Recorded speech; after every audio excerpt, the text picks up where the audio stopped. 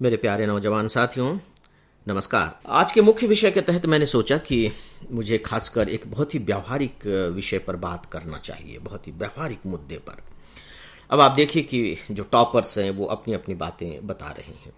आपको ध्यान होगा कि मैंने पिछले सोमवार को आप सबसे कहा था कि टॉपर्स रिजल्ट आ गया है, टॉपर्स अपनी अपनी बातें बताएंगे, लेकिन प्लीज आप उन सबको सुने और विश्वास कीजिए कि वो अपनी अपनी बातें अपने अपने ढंग से सही बता रहे हैं।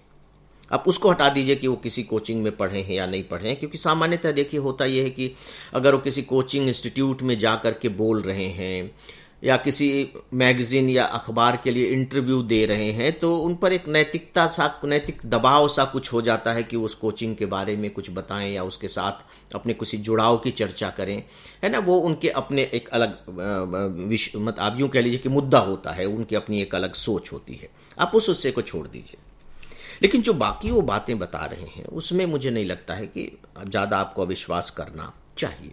ज़्यादा शब्द का मैंने इसलिए कहा है कि देखिए, बोलते समय कभी कभी होता यह है कि हमारे अंदर एक हीरोइक इमेज पैदा हो जाती है ना। हम अपने आप को थोड़ा सा ज़्यादा बढ़ा चढ़ा करके बताने की कोशिश करते हैं, अरे हमने ये संघर्ष किया, फलाना किया, वो किया।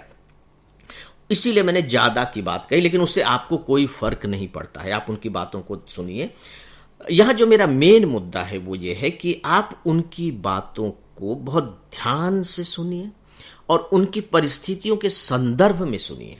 अगर आप एक दो वाक्यों को पकड़ करके ही अपने लिए उसे एक रास्ते का आधार बना लेंगे तो मुझे लगता है कि आप बहुत बड़ी गलती कर रहे हैं। जैसे उदाहरण के तौर पर मैं आपको दो टॉपर्स के इंटरव्यूज पर के आधार पर कुछ बातें बताने जा रहा हूं। आप 4th रैंक में जो आए हैं हिमांशु जैन, उनका सुनिए।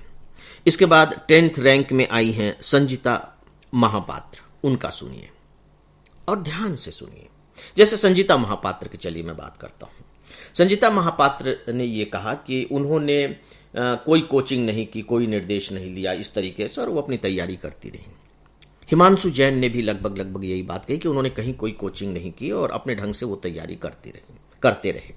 बिल्कुल वो सही कह रहे हैं, इसमें कोई गलत नहीं है। तो अब अगर ये दो टॉपर्स, आप सोचिए कि 4th रैंक और 10th रैंक में हैं, तो उन्होंने निर्देशन नहीं लिया, यानी कि कोई कोचिंग नहीं की हम ये कहें, लेकिन इतनी अच्छी रैंक लेकर के आए, तो क्या इसके आधार पर आपको यह निष्कर्ष निकाल लेना चाहिए कि नहीं कोचिंग की जरूरत नहीं है या यूं कह लीजिए निर्देशन की जरूरत नहीं है, हम अपने दम पर निकाल सकते हैं क्योंकि हिमांशु ने ऐसा किया है और संजीता ने ऐसा किया है? बिल्कुल ऐसा किया है, प्रूव्ड है। लेकिन क्या हम सही मायने में इस निष्कर्ष को सही तरीके से निकाल पा रहे हैं? अब आप दोनों की बैकग्राउंड को जाइए और जो उन्होंने ये बात कही है उस बात के पीछे और दूसरी कौन सी ताकतें, उन्हें समझने की कोशिश कीजिए। जैसे संजीता महापात्र का जब आप इंटरव्यू सुनेंगे तो वो बताती हैं कि जब मैं कॉलेज में थी तब से आईएएस में बनना चाहती थी, इंजीनियर बैकग्राउंड की हैं, तब से बनना चाहती थी। और जो सबसे बड़ी बात उन्होंने कही, चलिए चाहने वाले तो कोई कभी भी चाह लें कि हम बचपन से ही सपना देख रहे हैं, लेकिन उन्होंने जो उससे भी इंपॉर्टेंट बात कही वो उन्होंने ये कहा कि जो करंट अफेयर्स होते थे या अखबार पढ़ने का, इस शब्द का उन्होंने अखबार पढ़ने का उन्हें बहुत शौक रहा है। तो कॉलेज के टाइम से ही वो अखबार पढ़ने को बहुत तरजीह दिया करती थी और इसके बाद उन्होंने बाकायदे भेल में नौकरी ज्वाइन की। वहां भी वो अपने इस आदत को उन्होंने रखा, बाकायदे उन्होंने बनाए रखा। और उन्होंने ये भी बाकायदे कहा कि एनसीईआरटी की किताबें वो जब कॉलेज में थी तब भी वो पढ़ती रहती थी। इस तरह की बातें उन्होंने कुछ कही हैं।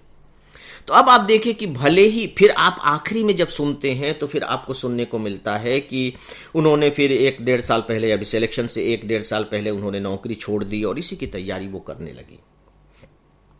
अब आपको लगता है कि निर्देशन की जरूरत नहीं है, आपको यह भी लगता है कि नहीं सेलेक्ट होने के लिए नौकरी भी छोड़ देना चाहिए क्योंकि नौकरी रास्ते में बाधक बनती है, छोड़ छाड़ करके तैयारी करें हम तभी सेलेक्ट हो सकते हैं।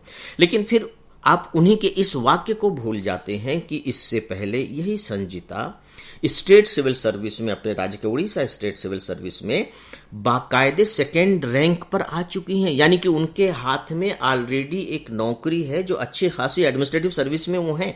ठीक है, अभी वो आया नहीं होगा कॉल कि आप ज्वाइन करें, तो एक चूंकि वो बहुत ही सुरक्षित स्थिति में हैं तो ऐसे में अगर वो सिविल सर्विस एक बड़े उद्देश्य के लिए नौकरी छोड़ भी रही है तो कोई रिस्क नहीं ले रही है।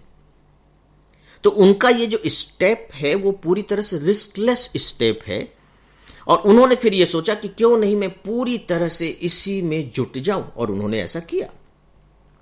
इसके साथ ही साथ आप ये भी पाएंगे कि ये उनका पहला से दूसरा तीसरा अटेम्प्ट नहीं है, मुझे एग्जैक्ट तो देखिए ध्यान नहीं है, लेकिन शायद 3 अटेम्प्ट्स के बाद का ही अटेम्प्ट, ये 4th या 5th अटेम्प्ट उनका है। तो जब, और इसमें भी शुरू के जो दो तीन अटेम्प्ट, 2-1 अटेम्प्ट हैं, उनमें तो शायद वो प्री भी क्वालिफाई नहीं कर पाई हैं। इसका मतलब है कि वो तैयारी कर रही हैं, इससे पहले भी तैयारी कर रही हैं। ठीक है, तैयारी करने के दौरान भले ही आपको सफलता न मिले, लेकिन कुछ ना कुछ तो आपके दिमाग में रहता ही है। और उन्होंने बाकायदे ये बात कही है, अगर आप थोड़ा सा ध्यान से सुनेंगे, कि नहीं मुझे लगा कि नहीं, मेरी स्ट्रेटजी ठीक नहीं थी, मैं सही तरीके से तैयारी नहीं कर रही थी, तो मैंने अपने आप को ठीक किया, और ठीक करने के बाद रिजल्ट मेरे सामने आ गए। इसका मतलब है कि आप ये इससे निष्कर्ष मत निकाल लीजिए कि नौकरी छोड़ने के बाद ही उन्होंने तैयारी शुरू की, और 1-1.5 साल की तैयारी से वो 10th रैंक पर आ गई। अगर हम ये निष्कर्ष निकालते हैं, बीच का अगर आप आगे पीछे का काट करके बीच के वाक्य को निकाल लेंगे, तो वहां आपको ये वाक्य सुनने को मिल जाएगा। लेकिन क्या यह वाक्य सही मायने में आपके सामने संजीता महापात्र के सिविल सर्विस प्रिपरेशन की स्ट्रेटजी को पूरी तरह से व्यक्त करता है? यह बात मैं इसलिए कह रहा हूं फ्रेंड्स, क्योंकि ज्यादातर स्टूडेंट के जो प्रश्न होते हैं, इसी तरह के कुछ व्यावहारिक से प्रश्न होते हैं कि क्या हम नौकरी छोड़ दें, क्या हम ये कर दें, क्या हम वो।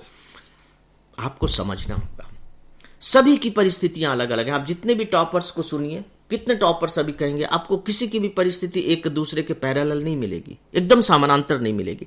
जैसे हम हिमांशु जैन की बात करें, ठीक है, वो हरियाणा के एक छोटी सी जगह के हैं, कुछ इस तरह से बताया गया है।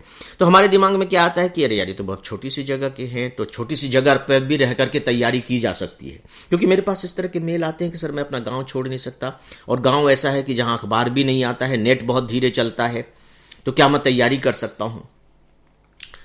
ये दिमाग में बात कहां से आती है? दिमाग में बात यहीं से आती है जब हम हिमांशु जैन जैसों के बारे में केवल पढ़ते हैं, अच्छी तरीके से समझते नहीं है। देखिए, अखबारों में आप पढ़ेंगे तो डिटेल्स में नहीं लिखेंगे, लेकिन हिमांशु जैन ने अपनी बात बहुत डिटेल्स में बताई है। मुझे एग्जैक्ट तो नहीं है, लेकिन शायद वो 9th 10th में ही जब थे, तब वो दिल्ली आ गए। हरियाणा तो दिल्ली का पड़ोसी है, वो दिल्ली आ गए और दिल्ली में ही रह करके पढ़ाई कर रहे हैं। दिल्ली यूनिवर्सिटी से उन्होंने पढ़ाई की, शायद हिंदू कॉलेज या हंसराज कॉलेज, इन दोनों में से किसी एक कॉलेज के वो स्टूडेंट रहे हैं, और अच्छे, मतलब ये दोनों के दोनों कॉलेज बहुत अच्छे कॉलेजेस में हैं। अब वो दिल्ली यूनिवर्सिटी में है। शुरू से ही उन्होंने आईएएस के बारे में सोच रखा था कि नहीं, मुझे देना चाहिए।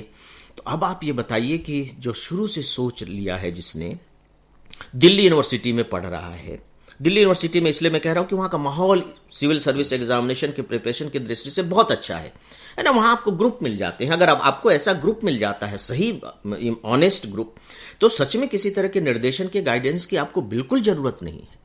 वो उन्होंने किया, और इसके बाद उन्होंने क्वालिफाई कर लिया।